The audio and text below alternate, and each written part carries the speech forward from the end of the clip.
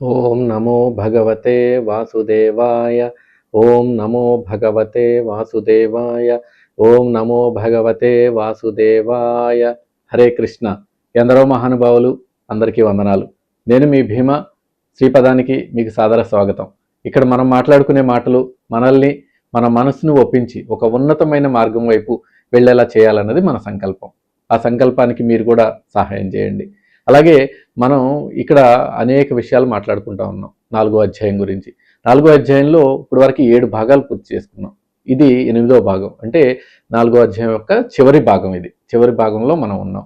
ఇప్పుడు గత శ్లోకాల్లో 4వ అధ్యాయంలో 31వ శ్లోకం నుంచి 35 వరకు మనం జ్ఞానయజ్ఞం గురించి, గొప్పతనాన్ని, జ్ఞానాన్ని గురువుల వద్ద ఎలా పొందాలి, ఎలా నేర్చుకోవాలి అనేటువంటిది మనం అక్కడ నేర్చుకున్నాం. వాటిని కొంచెం చూసి తర్వాత ఈ భాగంలోకి వెళ్ళేటువంటి ప్రయత్నం చేద్దాం. అక్కడ భగవంతుడు ఏం చెప్పారు మనకి?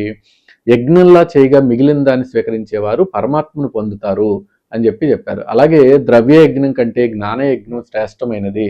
ఎందుకంటే కర్మలు జ్ఞానంలోనే అంతమవుతాయి కాబట్టి ద్రవ్యయజ్ఞం కన్నా కూడా జ్ఞానయజ్ఞం చాలా మంచిది అని చెప్పారు. ఆ జ్ఞానాన్ని పొందటానికి తత్వదర్శులైనటువంటి గురువులను ఆశ్రయించి వినయంతో వారికి సేవ చేస్తూ వారికి సందేహాలు అడిగి ఆ జ్ఞానాన్ని పొందాలి అని చెప్పి భగవంతుడు మనకు సూచించారు. కాబట్టి ఇలా సర్వభూతాలను ఒకలాగా చూడాలని కూడా చెప్పారు అక్కడ. అంతే అందరూ ఆ ఆత్మయందు పరమాత్మను చూడగలగాలి, అన్ని జీవుల్లో పరమాత్మను చూడగలగాలి, ఏకత్వాన్ని చూడగలగాలి అని భగవంతుడు మనకి ఆ ముందు శ్లోకాల్లో చెప్పారు. మరి ఈ జ్ఞానానికి ఉన్న శక్తి ఏంటి?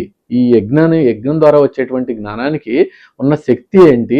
మన పాపాలను అది ఎలా హరిస్తుంది అన్న సందేహం ఉన్నవారు ఎందుకు మనకి ఎలా ముందుకు వెళ్ళాలి అనే విషయాల్ని ఇప్పుడు మనం ఈ ముందు రాబోయేటువంటి శ్లోకాల్లో చూద్దాం.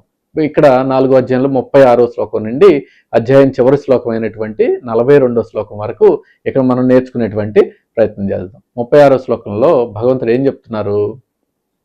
అపి ఛేదసి పాపేభ్య సర్వేభ్య పాపకృతమః సర్వం జ్ఞాప్నపత్తే నైవ వృజి సంతరిష్యసి అంటున్నారు. అంటే ఒకవేళ నీవు పాపభ్యో సర్వేభ్య అంటే సమస్త పాపాత్ముల కంటే కూడా పాపకృత్తమ అపి చేతపై అంటున్నారు. అత్యంత పాపకారివైనప్పటికీ ఇప్పటికే కొంతమంది పాపాత్ములు ఉన్నారు, వారందరికన్నా కూడా అత్యంత పాపకారివై నువ్వు ఉన్నట్లయితే సర్వం వృజినం అంటున్నారు. అంటే ఆ పాప సముద్రాన్ని అంతటిని కూడా నువ్వు జ్ఞాన ప్లవేన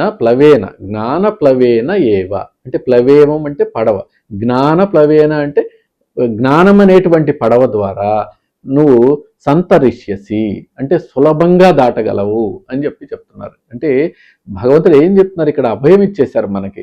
నువ్వు ఎన్ని పాపాలు చేసినా కానీ పర్వాలేదు, ఈ జ్ఞానాన్ని పొందటం వల్ల, నువ్వు ఈ జ్ఞాన మార్గంలో నడవటం వల్ల నువ్వు ఆ పాపాలు అనేటువంటి సముద్రాన్ని తేలిగ్గా ఈ జ్ఞానం అనే పడవతో దాటవచ్చు, జ్ఞాన ప్లవేన ద్వారా దాటవచ్చు అని చెప్పి భగవంతుడు మనకు గొప్ప అభయాన్ని, గొప్ప ధైర్యాన్ని ఇచ్చేశారు. దీన్ని, ఈ శ్లోకాన్ని ఎలా అర్థం చేసుకోవాలంటే, మనం గతంలో ఎన్ని తప్పులు చేసినా కానీ మనల్ని మనం తక్కువ చేసుకోనక్కర్లేదు అని చెప్తున్నారు. ఎందుకంటే వాల్మీకి అంతటి మహర్షి అంటే వారే తమ గతాన్ని మార్చుకోగలిగారు అక్కడ. కాబట్టి జ్ఞానం కలిగినప్పుడు ఏంటంటే మనలో ఆలోచన విధానం మారిపోతుంది. ముందు ఆలోచన విధానం వేరవచ్చు, ఒకసారి ఆ జ్ఞానం కలిగిన తర్వాత ఆలోచన విధానం మారిపోతుంది. ఆ మారిన బుద్ధి మనల్ని పాపాల నుండి రక్షిస్తుంది. జ్ఞానం అనే సంసార సాగరాన్ని దాటించే ఒక పడవ వంటిది లాగా మారుతుంది. ఆ జ్ఞానం అనేది ఆ సంసార సాగరాన్ని కానీ మనం అనుభవించేటువంటి ఈ సుఖ దుఃఖాల నుండి కానీ దూరం చేసేటువంటి ఒక పడవలాగా జ్ఞానం మారుతుంది అని చెప్పి భగవంతుడు అక్కడ మనకు చెప్తున్నారు. కాబట్టి చాలామంది గత తప్పులను తలుచుకుని కుంగిపోతూ ఉంటారు, ముందు ఇది చేశాను గిల్టీ ఫీల్ అవుతూ ఉంటారు. ఇది వారిని ముందుకు వెళ్ళనివ్వదు, ఇది ఆటంకం కలుగుతుంది, ఇలా ముందుకు వెళ్ళనివ్వదు ఎప్పుడూ కూడా. కాబట్టి ఇది వారిని మనకు ముందుకు వెళ్ళకుండా ఆపుతుంది. కాబట్టి ఈ జ్ఞానం ఏదైతే ఉందో, ఈ జ్ఞానం కనుక తెలిస్తే నేను ఏం తప్పు చేశాను, ఇకపై ఆ తప్పు చెయ్యను అనే వివేకాన్ని వారికి తెలియజేస్తుంది ఆ జ్ఞానం. కాబట్టి జీవితంలో ఎంతోమంది, మనందరం కూడా ఎన్నో తప్పులు చేస్తుంటాం. ఒక్కసారి ఈ జ్ఞానం గనక మనం పొందగలిగితే, ఈ జ్ఞాన మార్గం ద్వారా వచ్చి జ్ఞానం గారు మనకు తెలుసుకోగలిగితే చేసిన తప్పు ఏంటి, ఇకపై ఆ తప్పు చెయ్యను అనే కమిట్మెంట్ కూడా మనలోంటి వచ్చేస్తుంది. కాబట్టి ఇక్కడ ఇది డిప్రెషన్కి వెళ్ళాల్సినటువంటి అవసరమే లేదు. తప్పు జరిగినప్పుడు తప్పు జరిగిపోయింది అని చెప్పేసి తెలుసుకుని నేను చేయను అనే రిలీఫ్ మనం పొందగలిగవచ్చు ఈ సూత్రం కనుక మనకు అర్థమైతే. అప్పుడు మనకి కొత్త జీవితాన్ని ఆవిష్కరిస్తుంది. ఇలా మనం కొత్త జీవితాన్ని ఆవిష్కరించుకోవచ్చు. ఒక సమస్య గురించి బాధపడుతూ కూర్చోవటం కాదు, ఆ సమస్య నుంచి ఎలా బయటపడవచ్చు అని భగవంతుడు చెప్తున్నారు. అది ఆ జ్ఞానమే చివరికి మనల్ని ఇంకో దాటిస్తుంది, ఆ పాపాల యొక్క చిట్టా నుంచి దాటిస్తుంది అని చెప్తున్నారు. కాబట్టి ఒక చీకటి గది ఉందనుకోండి, 100 ఏళ్ళ నుంచి అది మూసే ఉందనుకోండి, చీకటి ఉన్నా ఒక చిన్న దీపం వెలిగిస్తే ఆ చీకటి ఏమైపోతుంది? మాయమైపోతుంది. కాబట్టి అలాగే మన జీవితంలో ఎన్ని పాపాలు ఉన్నా అది జ్ఞానం అనేటువంటి ఒక్క దీపం వెలిగితే చాలు, అవి ఆ పాపాలన్నీ నశించిపోతాయి అని చెప్పి మనకి భగవంతుడు చెప్తా ఉన్నారు, భరోసా ఇస్తా ఉన్నారు. కాబట్టి మనం గతాన్ని పట్టుకుని వేలాడకుండా జ్ఞాన మార్గంలో ప్రయాణించాలి. ఇమ్మీడియట్గా మనం జ్ఞాన మార్గంలో ప్రయాణించేటువంటి మార్గాలను వెతుక్కున్న జ్ఞాన మార్గాన్ని పొందేటువంటి ప్రయత్నం మనం చేయాలి. అంతేగాని జరిగిన వాటికి విలపిస్తూ కూర్చోకూడదు అనేటువంటిది భగవంతుడి యొక్క సూచన. అర్థమైంది కదా 36వ శ్లోకం. ఇలా మన జీవితాన్ని ఉద్ధరించుకోవచ్చు. 36వ శ్లోకం అర్థమైతే మనం 37వ శ్లోకంలోకి వెళ్దాం. ఇది కూడా భగవంతుడే చెప్తున్నారు. ఏమంటున్నారు 37వ శ్లోకంలో?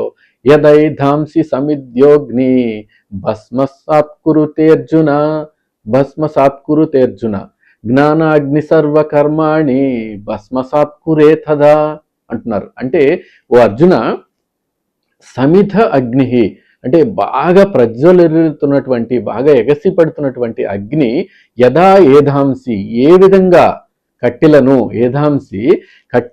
భస్మాత్ కురితే బూడిదిగా మారుస్తుందో, బాగా ఎగసిపడుతున్నటువంటి అగ్నిలో కట్టెలు వేసామనుకోండి, అదేం చేస్తుంది? బూడిదిగా మార్చేస్తుంది.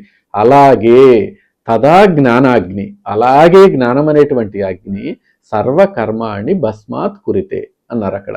అంటే సమస్త కర్మలను, వాటి ద్వారా వచ్చేటటువంటి పాపాలను భస్మం చేస్తుంది అని చెప్తున్నారు. ఎంత చక్కగా వివరించారు చూడండి భగవంతుడు ఇక్కడ. కాబట్టి అలా అగ్నిలో ఏది వేసినా కాలి బూడిదైపోతుంది. కాబట్టి అలాగే జ్ఞానం అనే అగ్నిలో మన పుణ్య పాపాలను రెండింటిని వేయాలి. వేసేటప్పుడు పుణ్యాన్ని పాపాన్ని కాదు, రెండింటిని వేసేస్తే ఆ కర్మ ఫలాలన్నీ కూడా కాలిపోతాయి. అక్కడ ఆ కర్మ ద్వారా మనం పొందినటువంటి పుణ్యం పాపం అన్నీ కాలిపోతాయి. కాబట్టి జ్ఞాని చేసే పనులు అప్పుడు అతనికి అంటుకోవు, ఆ పుణ్యము అంటుకోదు, పాపము అంటుకోదు. కాబట్టి అలా అహంకారం లేకుండా ఏ పనైనా చేసి మనం జ్ఞానాగ్ని ద్వారా ఆ కర్మబంధాలను తెంచుకుని బయటపడవచ్చు అని చెప్పి ఉపాయం కూడా చెప్పేశారు. ఇక్కడ ఎలా చేయొచ్చో చెప్పారు, జ్ఞానాగ్ని ఎలా దహిస్తుందో చెప్పారు. కాబట్టి ఇలా మనం బయటపడేటువంటి ప్రయత్నం చేయాలి. దీన్ని మనం వేరే రకంగా కూడా ఆలోచించవచ్చు. ఇదే శ్లోకాన్ని మన మనసులో పేరుకుపోయిన పాత పగలు, ద్వేషాలు, ఆశలు ఇవన్నీ మనల్ని బంధించి ఉంచుతాయి. ఎప్పుడు తీర్చుకుందాం, ఎప్పుడు అని చెప్పేసి. జ్ఞానం గనక మనిషిలో కలిగితే అవన్నీ అర్థం లేనివిగా అనిపిస్తాయి మనకు ఒక్కసారిగా. కాబట్టి అప్పుడు మనసు తేలికైపోయి కొత్త ఉత్సాహంతో మనం పనిచేయగలి అని మనకి అనిపిస్తూ ఉంటుంది. కాబట్టి జ్ఞానాన్ని పొందటం ఉత్తమమైనది. ఆ జ్ఞానాన్ని పొందినప్పుడు ఇలాంటివన్నీ కూడా దూరం అవుతాయి అని మనకు చెప్తున్నారు. కాబట్టి ఉదాహరణ చూసామనుకోండి, ఒక చెత్త కుప్ప ఉంది. మనం చెత్త కుప్పలాగా ఉంటే దాని వాసనను భరించలేం, కానీ దాన్ని అగ్నిలో వేసి కాల్చి పారేసాం, అయిపోయింది, భస్మం అయిపోయింది. అప్పుడు అక్కడ ఏమన్నా చెడు వాసన వస్తుందా? ఉండదు కదా. అలాగే మన మనసులో చెడు ఆలోచనల్ని జ్ఞానంతో దహించి వేయాలి. జ్ఞానంతో దహించి వేస్తే ఆ పరిస్థితులన్నిటి నుండి బయటపడవచ్చు. అప్పుడు మనకి ఆ బాధలన్నిటి నుండి విముక్తి కలుగుతుంది అని ఈ శ్లోకంలో భగవంతుడు చెప్తా ఉన్నారు. అర్థమైంది కదా 37వ శ్లోకం. సో 37 అర్థమైతే 38వ శ్లోకం చూద్దాం. 38వ శ్లోకంలో ఏం చెప్తున్నారు భగవంతుడు? నహి జ్ఞానేన సదృశ్యం పవిత్రమిహ విద్యతే తస్యం యోగ సంసిద్ధ్య కాలేనాత్మని విందతి అంటున్నారు. అంటే ఈ లోకంలో జ్ఞానేన సదృశ్యం, జ్ఞానంతో సమానమైన పవిత్రం న విద్యతే, పవిత్రమైనది మరేది లేదు చెప్పేశారు. అల్టిమేట్గా ఈ లోకంలో జ్ఞానంతో సమానమైనటువంటి పవిత్రమైనది ఇంకొకటి లేదు.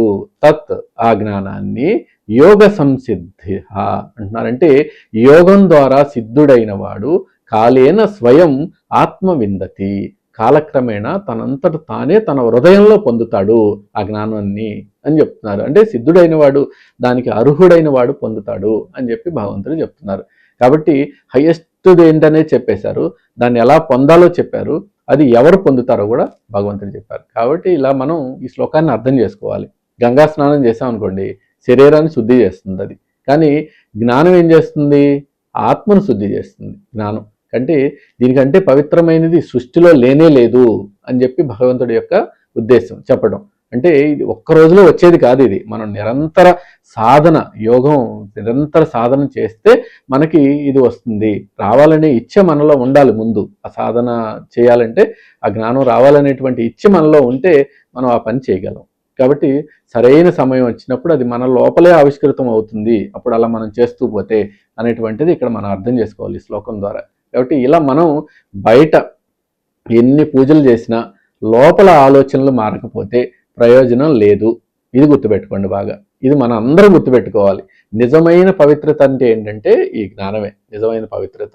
అలా ఈ జ్ఞానం కోసం మనం ఓపికగా సాధన చేయాలి. ఓపికగా సాధన చేసినప్పుడు ఏంటంటే మనకి ఈ జ్ఞానం లభించేటువంటి అవకాశాలు ఎక్కువ ఉంటాయి. నిలకడలేని మనసు ఉందనుకోండి, ఎప్పటికీ జ్ఞానాన్ని మనం పొందలేము. ఈరోజు ఇది, రేపు అది, అలా తిరిగామనుకోండి, ఎప్పటికీ జ్ఞానాన్ని మనం పొందలేము అని మనం ఇక్కడ అర్థం చేసుకోవాలి. అంటే ఇక్కడ ఎలా ఉంటుందంటే భౌతికంగా చూస్తే ఒక విత్తనం నాటాము, నాటగానే మరుసటి రోజు పండ్లు వచ్చేస్తాయా?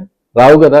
దానికి నీరు పోయాలి, జాగ్రత్తగా కాపాడాలి. కాలక్రమేణా అది చెట్టే ఒక పండ్లను ఇచ్చేటువంటి సమయానికి అది ఇస్తుంది. కాబట్టి జ్ఞానం కూడా అంతే. రోజు గీతం చదువుతూ ఆచరిస్తూ ఆచరిస్తూ ఆచరిస్తూ గీతం చదువుతూ ఉంటే ఏదో ఒక రోజు ఆ పరమ సత్యం మనకు అర్థమవుతుంది. ఆ గీతలో బోధించినటువంటి పరమ సత్యం ఏదో ఒక రోజు మనకు అర్థమవుతుంది. అప్పుడు మనకి ఈ పటాపంచలు అయిపోతాయి ఈ కర్మలన్నీ కూడా. అలా మనం సాధన చేయాలి అని భగవంతుడు చెప్తున్నారు. ఈ సూచన మనం పాటించేటువంటి ప్రయత్నం చేయాలి. అర్థమైంది కదా 38వ శ్లోకం. 38వ శ్లోకం అర్థమైతే ఇప్పుడు మనం 39వ శ్లోకం చూద్దాం. ఇది కూడా భగవంతుడే చెప్తున్నారు మనకి. ఇది కూడా మంచి శ్లోకం.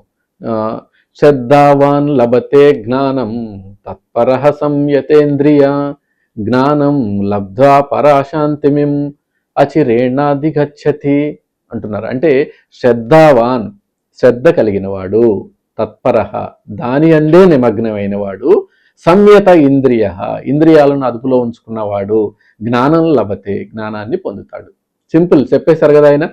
ఎలా ఏం పొందితే ఏం ఉపయోగమో చెప్పారు, ఎలా పొందాలో ఎవరు పొందుతారో కూడా చెప్పారు. శ్రద్ధ కలిగిన వాడు అలా ఇంద్రియాలన్నింటినీ అదుపులో ఉంచుకున్నవాడు ఆ జ్ఞానాన్ని పొందుతాడు.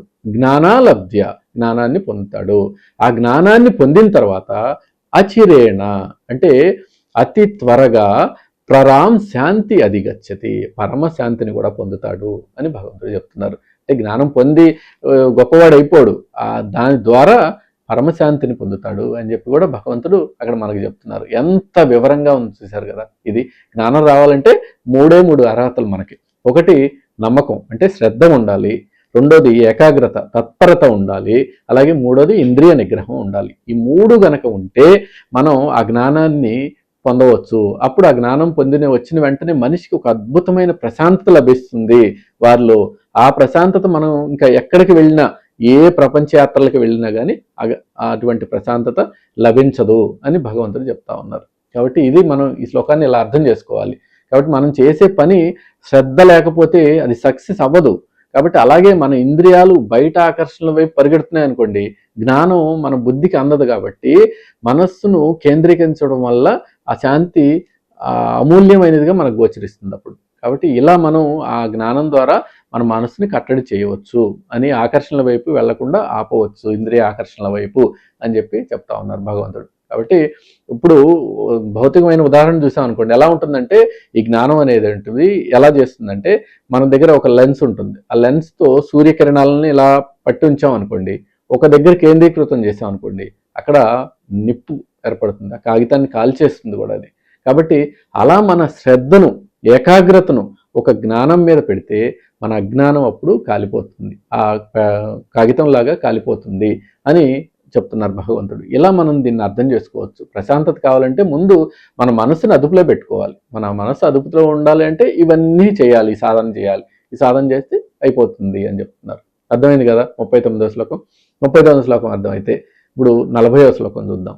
40వ శ్లోకంలో భగవంతుడు ఏమంటున్నారంటే, అగ్నస్య శ్రద్ధాధానస్య సంశయాత్మా వినశ్యతి నాయం లోకోస్తిన పరోన సుఖం సంశయాత్మన అంటున్నారు. అంటే అగ్నస్య అంటే అజ్ఞం అంటే జ్ఞానం లేనివాడు, అజ్ఞానుడు. అశ్రద్ధాచన అంటే శ్రద్ధ లేనివాడు, సంశయాత్మ ఎప్పుడు అనుమానించేవాడు, సంశయంతో ఉండేవాడు, వినశ్యతి ఎప్పటికి కూడా బాగుపడరు వాళ్ళు అని చెప్తున్నారు. అంటే సంశయాత్మన సందేహాలు ఉన్న వారికి అయం లోకనహస్తి అంటే లోకంలో సుఖం ఉండదు. సంశయాలు ఎప్పుడు ఏదో ఒక అనుమానం, డౌట్ ఎప్పుడు మనసులో ఉండేవారికి ఈ లోకంలో సుఖం ఉండదు అని చెప్తున్నారు. నా పరహ పరలోకంలో కూడా ఉండదు. ఇక్కడ లేకపోతే ఇంకా పరలోకంలో ఏముంటుంది వాళ్ళకి. కాబట్టి నా సుఖం అసలు సుఖమే ఉండదు అని చెప్పి హెచ్చరిస్తున్నారు ఇక్కడ భగవంతుడు. కాబట్టి అలా అజ్ఞానంతో అజ్ఞాంశ ఉండకూడదు, జ్ఞానం లేకుండా ఉండకూడదు. మనం చెప్పినటువంటి ఏదో ఒక జ్ఞానంలో ఉండేటువంటి ప్రయత్నం చేయాలి అని చెప్తున్నారు. కాబట్టి మనం చేసే పని మీద కానీ, దేవుడి మీద కానీ, మన మీద కానీ మనకు నమ్మకం లేకపోతే మనం ఏ పని కూడా చేయలేము. అనుమానం అనేది ఒక వ్యాధి వంటిది. అది ఉన్నవాడు ఏ నిర్ణయం తీసుకోలేక సతమతం అవుతాడు.